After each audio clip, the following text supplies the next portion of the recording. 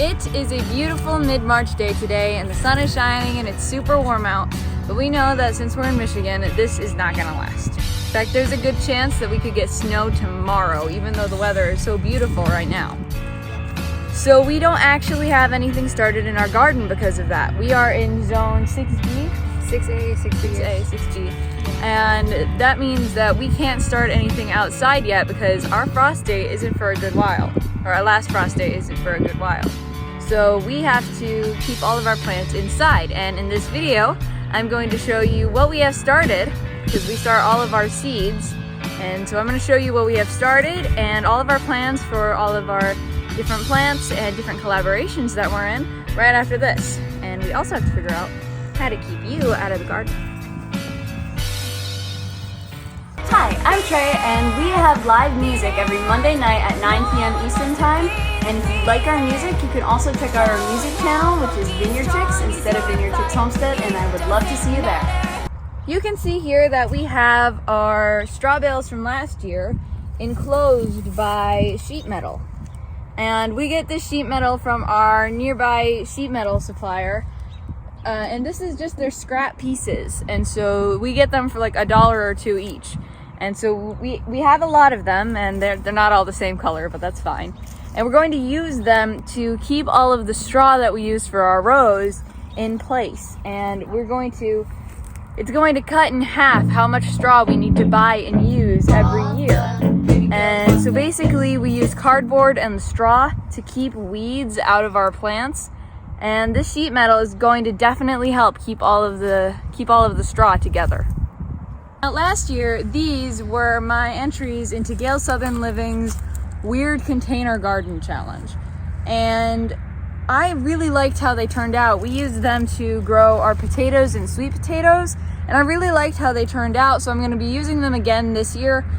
Basically, they're just old barrels, feed barrels that we use for the animals, but we didn't like how the lids opened because I kept forgetting to lock them.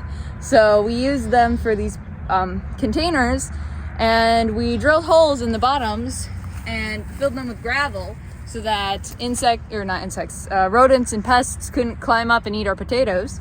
And they worked really, really well, so I'm excited to use them again. Right, Sam? So this bed here is where we grew our lettuce last year, and we had these hoops for a shade cloth, and we grew a lot of lettuce. But once the lettuce started bolting, then weeds took over, so we need to clean this out. And then this bed is where we grew our quinoa last year, and that did really well, but again, we need to clean out all of the old quinoa plants. And this year, we're going to clean these out, and we're going to use them for the Survival Seeds 2024 herb collaboration. And we're going to use it for all of Bushcraft's plants, and we're pretty excited to see how those do. And we might put some lettuce in with the herbs in this bed again. And if you're wondering where we ended up deciding to plant our quinoa this year, I'll show you that in a minute. This bed will be where our collaboration seeds are, specifically Grow Big TV's collaboration seeds. And I will be later in the video planting what seeds I'm going to do for his collaboration. You'll also notice that in the bed there is an elderberry and a fig tree, and those have rooted and they will be moving out of here soon. In this bed we plant our extra celery and peppers, and we have an identical bed to it on the other side of this row where we do the same. And between those two beds we have our 4 garden beds, and we Hugel cultured those garden beds, and if you want to see how we did that, we have a video on it. But we plant all sorts of things that we get in mass production in those beds. We plant our beets, we plant our carrots, cabbage and broccoli, fennel and celery, and all sorts of other plants. And I actually really enjoy getting those plants from those beds, because we also put netting over them to protect the cabbage and certain plants from cabbage moths and other pests that we want to keep out of them. Ooh, you heavy girl. You're a heavy turkey. This is our elderberry row, and this is where we grow all of our elderberries. And we've been growing elderberries for a few years now, and as you can see, they just start sending out shoots, kind of like strawberries, and they come up out of the ground everywhere. And so every spring we've got to dig some of them up and move them into the row, and we're slowly filling in the entire row where there aren't elderberries. And once elderberry plants get established, there is no stopping them. They're taking over, and they're doing so well. And we love elderberries because we can make some great elderberry tea and elderberry syrup out of them, and it's so healthy for you. They are just incredible plants. So this is the vineyard, and as you can see, Vineyard Dad has a little bit of work to be doing in here. He needs to trim all of the grapevines for the spring, and this is where the majority of the grape leaf tea comes from, the grape leaves. We don't have any grape leaves yet because it's not even spring yet, but Not yet. we're pretty excited for this year's teas because we might actually do a little bit with apples in them come fall. Our apple trees are just past the vineyard along the cow line, and we might use apple blossoms or dehydrated apples come fall. So we're pretty excited to see what we end up doing with that. Yep. Now this here is our greenhouse, and we are actually just getting it cleaned out, and we're going to be bringing some of our onions and brassicas in here pretty soon. And actually I was in there yesterday and it gets pretty hot in there. Now this is where we're going to be planting our survival seeds for the Survival Seed 2024 collaboration. And this is actually over 500 feet away from Bunky's garden because we want to save these seeds. And we've talked about it before, but we can't have these plants too close to the plants we grow in the garden, otherwise our peppers are going to cross-pollinate with these peppers or the tomatoes or literally any of the other plants that we have growing in there. So we have food-grade protein tubs that we use for the cattle, which means they are great for growing, and kiddie pools that Bunky doesn't use anymore. So right behind me we have our Lazy Days Ahead field, where we're going to be growing wheat and corn. Well, actually, we grew corn last year here, and we got a lot of corn, and we actually grew a lot of corn, and it did really well. And this year we're going to be growing some wheat that we want to share with Mr. Jesse and Miss Lisa, so that's why it's the Lazy Days Ahead field. And we also grow our squash here, and this year we're going to try and trellis them with cattle panels and see how much better they do, compare them to just growing loosely. And so the reason we grow in this field is because we have easy water access from the cows, and you can see how big they're getting behind Trey. Right down there. And now we're inside, and we're going to end this video off with some updates on our indoor garden.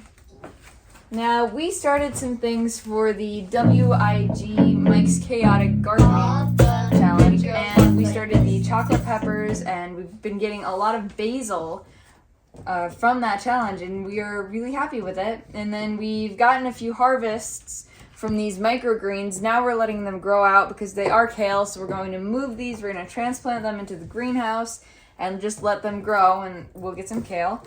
And then we started our onions, and for the Survival Seeds 2024 collaboration, these are our Walla Wallas, and we started other onions as well, along with our celery, which you can kind of see it's starting to get some celery-looking leaves, and our fennel, which is already starting to get the frond that fennel gets. And we've also started our carrots from Miss Sandy.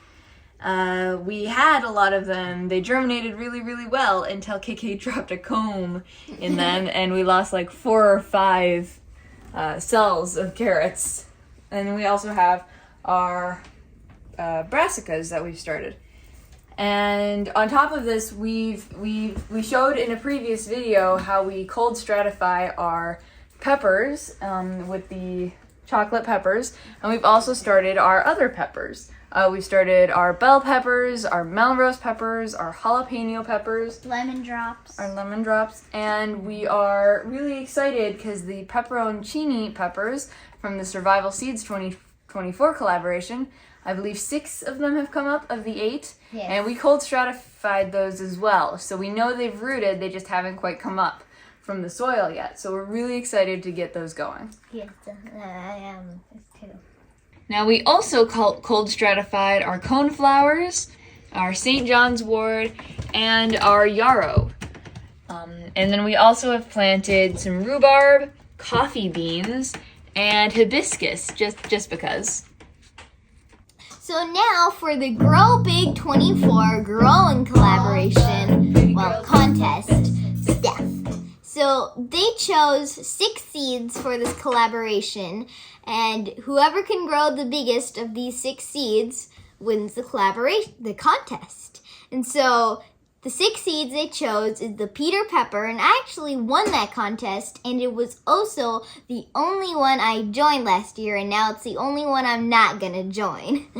And the sunflower, the mammoth sunflower, the Dr. Weitch's yellow tomato, and I'm honestly probably killing that name, sorry, the watermelon radish, the Detroit red beets, and the Italian striped zucchini. Now, these are all going to be super fun, so let's start planting. Okay, so 2 things before we start planting. First thing I want to say is always, before you plant your seeds, have your dirt, your soil, moistened or wet, because you don't want it to get hydrophobic, and because that will hurt the seed. And then the other tip is, if you're planting small seeds like this, you're going to want it to be about that size, because that's a beet size. So you want to have your hole that you're making, your divot, as big as 2 seeds of that size. So we can start with the Italian striped and the Detroit red beets. So you only want to have about 4 of these in here, so... And like I said, a seed's length, so maybe...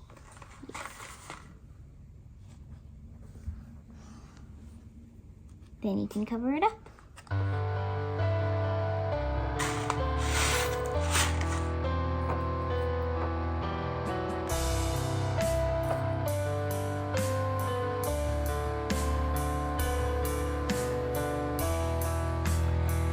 I'm going to finish this up and stay tuned for the bloopers.